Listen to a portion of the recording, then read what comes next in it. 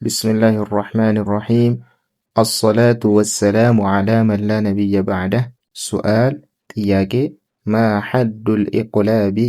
የቅላብ ትርጉም ምንድን ነው? ሉገተ ወስጥላህን ቋንቋዊውና ዑለሞች ዘንድ ማለት ነው። አማ ሉገተን በቋንቋ ተሕዊሉ ሸይኢ አወጅሂ አንድን ነገር ካለበት መገልበጥ ነው። ተሕዊሉ መገልበጥ ነው። አሸይኢ አንድን ነገር ማለት ነው።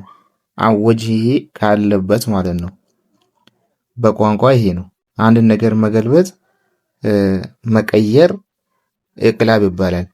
ወአማ እስጢላህን ዑለሞች ዘንድ ደግሞ ፈሁወ እሱ ጀዕሉ ማድረግ ነው።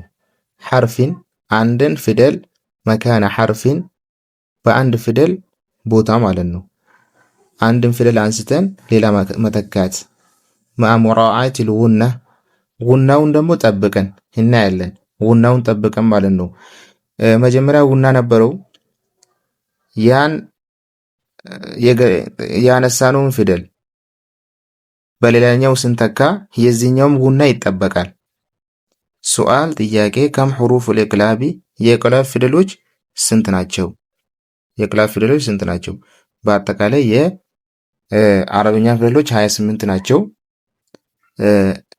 ኢዝሃር 6 ወስደዋል አይተናል። ኢድጋምም 6 ወስደዋል አይተናል።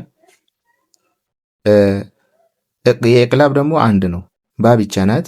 ስለዚህ ስንት ነው? 6 እና 6 12፣ አንድ ስንጨምር 13 ስንት ቀረን? 15 ማለት ነው። የቀሩት ኢኽፋ ናቸው ማለት ነው። ገና ወደፊት የምናየው ኢኽፋ ነው። ስለዚህ ጨረስን ማለት ነው። ጀዋብ ሐርፉ ዋሂድ የኢቅላብ ፊደል አንድ ፊደል ነው። አንድ ፊደል ብቻ ነው ማለት ነው። ወሁወ አልባ እሱም ደግሞ ባ ነው። ማ አምሲለቱ ዛሊከ የኢቅላብ ምሳሌ ደግሞ ምንድን ነው? የኢቅላብ ምሳሌ ምንድን ነው? ሚሳሉሁ ምሳሌው ዐንደ ኑኒ በኑን ዘንድ ሚን ከሊመተይኒ ከሁለት ቃላቶች ማለት ነው። ከሁለት ቃላቶች ሲዋቀር ሚን ባዕዲ አያችሁ አይደል? ቅድም መዓ ሙራዓቲል ጉና ብለን ነበር፣ ጉናውን ከመጠበቅ ጋራ። አሁን ኑኗ ወደ ሚም ነው የምትገለበጠው። ከተገለበጠች በኋላስ ጉናው እንዳለ ነው ማለት ነው። ሲጀመር የጉና ፊደሎች ኑንና ሚም ናቸው። ኑንና ሚም ናቸው ማለት ነው። ስለዚህ ጉናው እንዳለ ነው። ኑኗ በሚም ተተክታ ትቀራለች ባዘንድ ሚን ባዕዲ ወሚን ከሊመቲን በአንድ ቃል ውስጥ ደግሞ ስናይ ዩንቢቱ ለኩም እያያችሁ ነው። ከንፈራችሁን ስታጣብቁ ሚም ነው የምታገኙት ማለት ነው።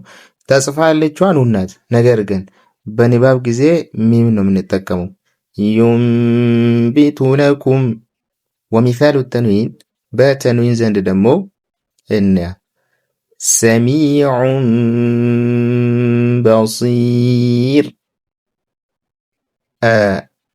ከተንዊኑ በኋላ የመጣው ፊደል ባ ስለሆነ ኢቅላብ ሆነ ማለት ነው። ኑን ሳኪን የነበረችው ወደ ሚም ተገልብጣለች። ሰሚዑን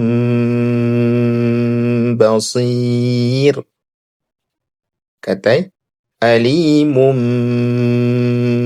ቢማ ካኑ አያችሁ አይደል?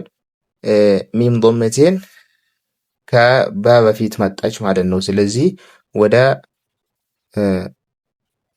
ኢቅላብ ነው ማለት ወደ ሚም ትለወጣለች። በሁለት ምሳሌ ነው ያሳየም ማለት ነው።